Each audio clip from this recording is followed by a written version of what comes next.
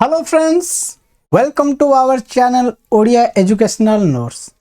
आज आमे दशम श्रेणी बीजगणितर प्रथम अध्याय विषय रे पढ़िबा।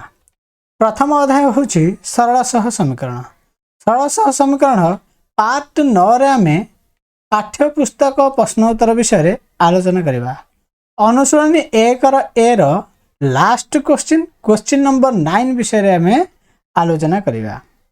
ता पूर्व जदि आमर ए वीडियोटी आपन को भल लागुछि तेबे लाइक करंतु, शेयर करंतु एवं सब्सक्राइब करंतु एवं बेल आइकन टी को दबाई दियंतु जहा फल रे आगामी वीडियो गुडी को आपन पाई परिबे।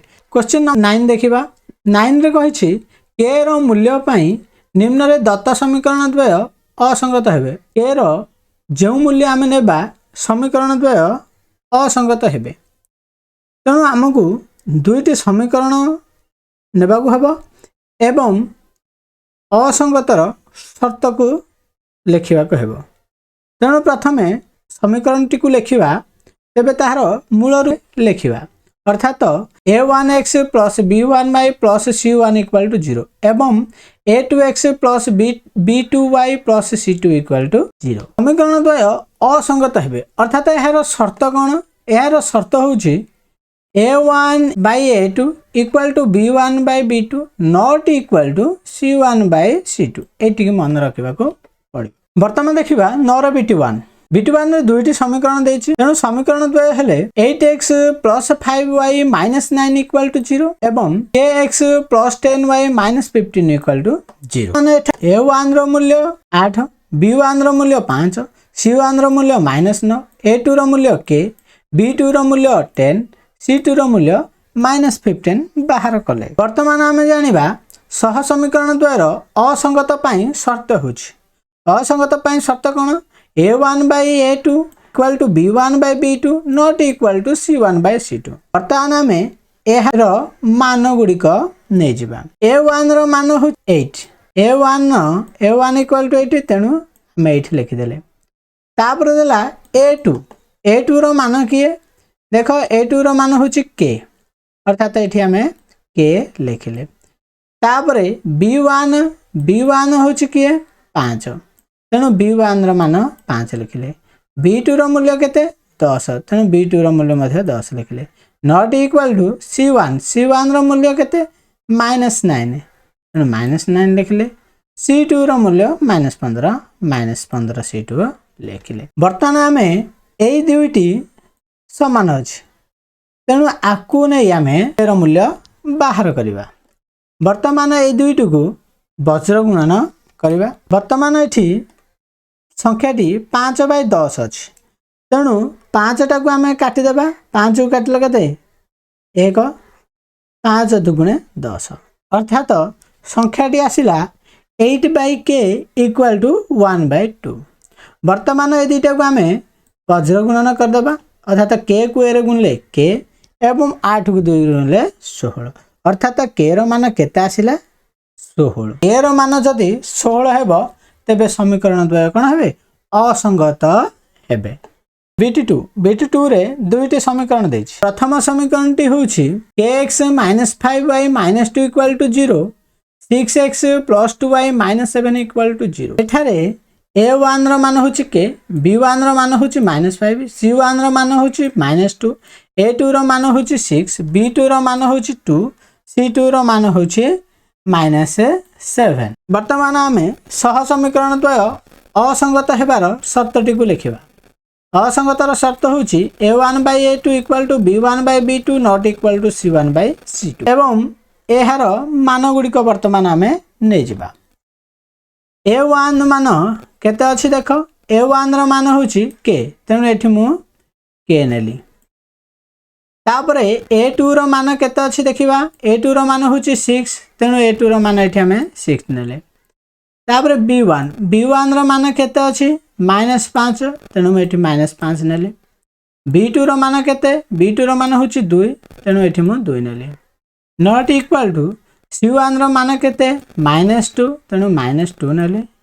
c2 रो मान होछि -7 एठी म -7 नेली। एठार लक्ष्य करिबा k by 6 equal to -5 by 2 तेणु एहा को नै आमे k रो मूल्य बाहर करिबा तेणु प्रथमे मु k/6 इक्वल -5/2 लिखिली वर्तमान यहां आम कौन करवा ना वज्र गुणन करवा वज्र गुणन कला परे 2 × k एवं -5 × 6 लिखिले वर्तमान -500 को केते -30 एवं एठी 2 गुणी है अछि एपटू आसिले केते 2 वर्तमान ए 2 को 30 को हरिले केते आसीबो 15 तेणु एठी आमे -15 आसिला अर्थात k रो मान केते आसिला -15 तेणु आमे जदि k रो मान -15 नेबा तेबे सह समीकरण द्वय कोन हेबे असंगत हेबे। नेक्स्ट देखिबा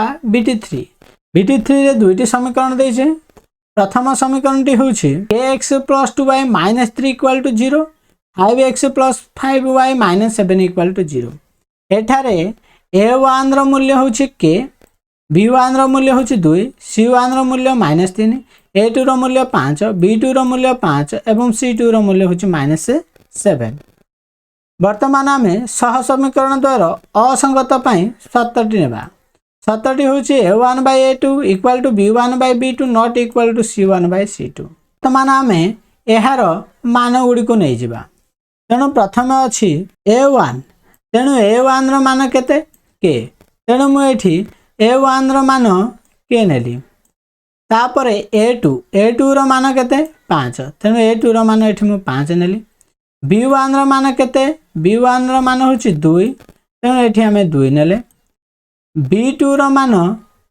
मान होछि 5 तेणु एठी हमें 5 नेले नॉट इक्वल टू c1 रो मान होछि -3 तेणु एठी हमें -3 नेले c2 रो मान होछि -7 तेणु एठी हमें -7 वर्तमान हमें एही दुईटी समान अछि तेणु एही दुईटी को नै हमें k रो मूल्य बाहर करिबा वर्तमान आमे एठी k/5 = 2/5 लिखि देले वर्तमान यहाकू वज्र गुणन करिबा अर्थात k को 5 रे गुणिबा एवं 5 को 2 रे गुणिबा ए दुईटी को गुणिबा गुणिला परे k रो मूल्य केते आसुची एठी ना 5 दुगुणे केते आसिला 10 लिखिले एठी 5 गुणी हे अछि एपट को आसिले कोन हरि हे गेला तेणु आमे 5 को जदी काटिबा केते आसीबो 2 तेणु k रो मान केते आसिला 2 वर्तमान k रो मान 2 हेले सह समीकरण द्वय असंगत होई आइबो।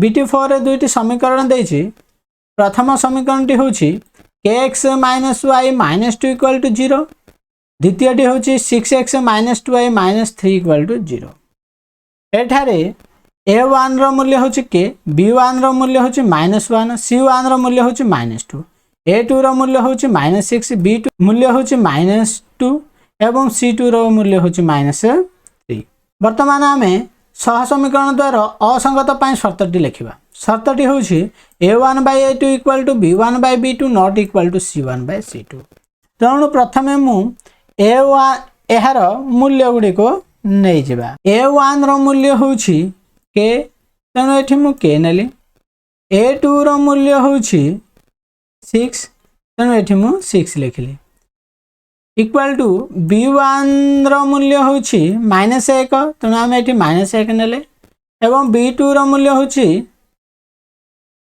-2 तेणु एठी आमे -2 नेले c1 रो मूल्य होछि -2 तेणु एठी आमे -2 नेले c2 रो मूल्य होछि -3 तेणु एठी मु -3 नेले वर्तमान आमे एही समानताटे को नै k रो मूल्य बाहर करिवा एठी हमें माइनस को माइनस काटी देले एठी आसिला k/6 = 1/2 यहा को हमें वज्र गुणन करिवा तेणु 2 को k रे गुणिले 2k एवं 6 को 1 रे गुणिले 6 वर्तमान k रो मूल्य कोन हबो एठी 2 गुणी हे अछि सेपड गले कोन हेला हरि हेला अर्थात 2 को हमें 6 रे जदी काटिबा केते आसीबो 3 जदी हमें k रो मान 3 नेबा ताहाले सह समीकरण द्वय असंगत हेबे।